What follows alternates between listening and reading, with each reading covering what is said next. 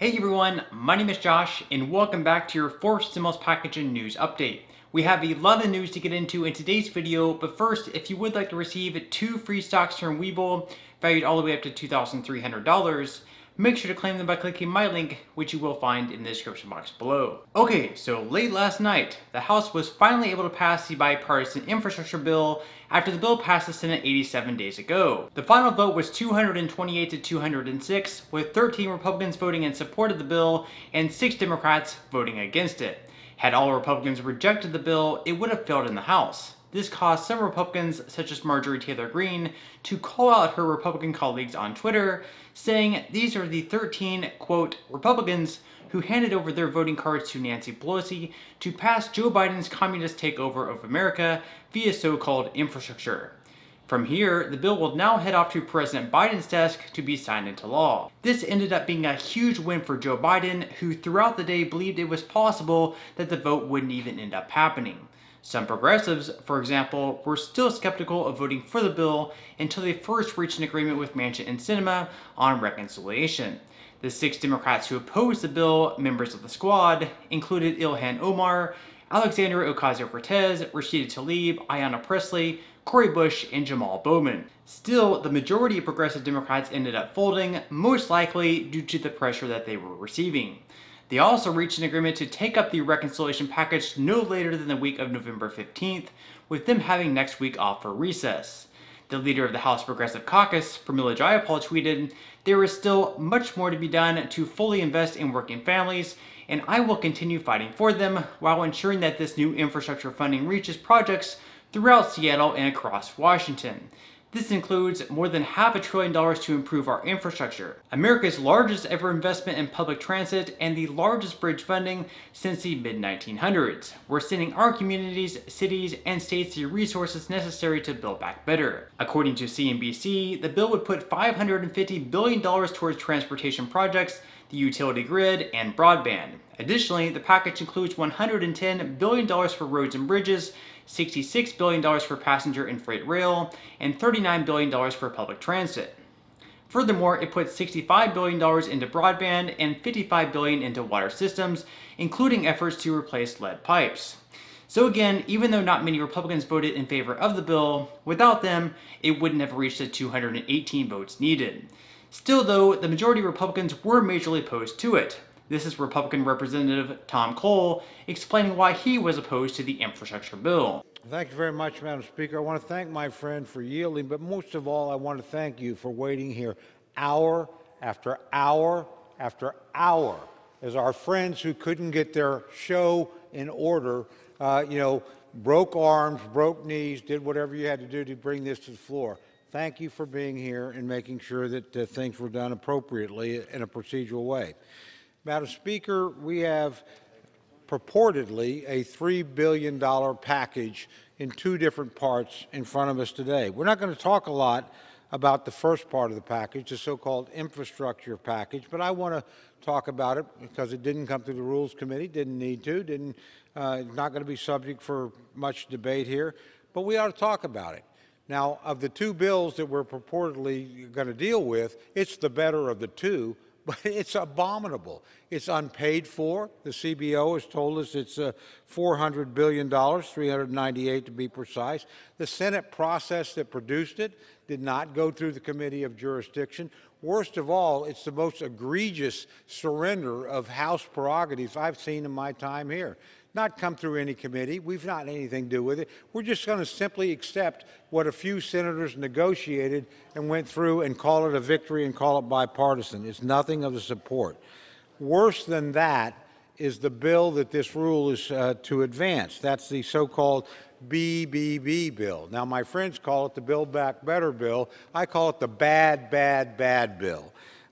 It's been cobbled together in a convoluted process of missed deadlines, broken promises, and legislative sleight of hand. The defects are almost, Madam Speaker, too many to mention. And my friends will say it's paid for. It's not. Quite frankly, they have about $1.5 billion of revenue as far as we can tell, and they have, quote unquote, 1.75 trillion, excuse me, I said billion, trillion dollars of expenditures. But they intend to make every program here, programs they have for a year or 3 years or 5 years, permanent. So if you add them all together, it's a minimum of $4 trillion with a $1.5 trillion of revenue. So it's an outrageously unbalanced bill. Some of my friends are going to vote for this because it has immigration in it. Really? That immigration, frankly, will not survive the Senate parliamentarian, and everybody on your side knows it. Some of them are going to vote for it because it has state and local tax reform. A nice way of saying, my gosh, tax breaks for millionaires and billionaires in blue states. That, too, by the way, will probably be changed in the United States Senate if you believe Senator Sanders and Senator Warren, and look at what they have to say about this thing. Finally, we have some people that say, well, I'm going to vote for it because, it's just the right thing to do.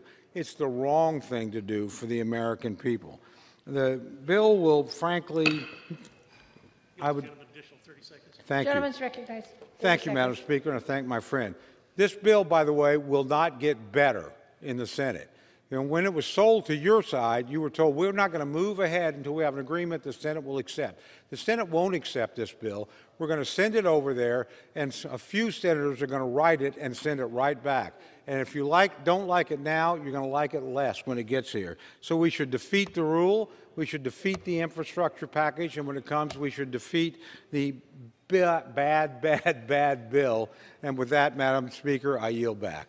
So Cole obviously isn't a fan, but mainly he's against the Build Back Better plan. So again, next week, the House and Senate will be taking the week off for recess before returning to Washington on the week of November 15th.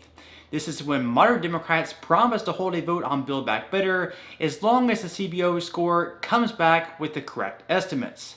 From there, they'll hold a vote on the package, most likely pass it, and it'll head off to the Senate. Once the bill reaches the Senate, the parliamentarian will then need to decide which pieces of the bill will need to be removed due to the Byrd rule. So, for example, they may need to remove provisions that deal with immigration.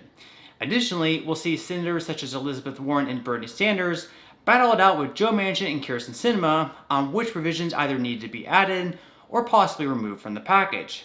If, and only if, Senate Democrats are able to reach an agreement on what should be in the bill, at that point, they'll hold a vote on the package. Again though, whichever bill the Senate agrees to and passes will most likely be much different than the one the House ended up passing.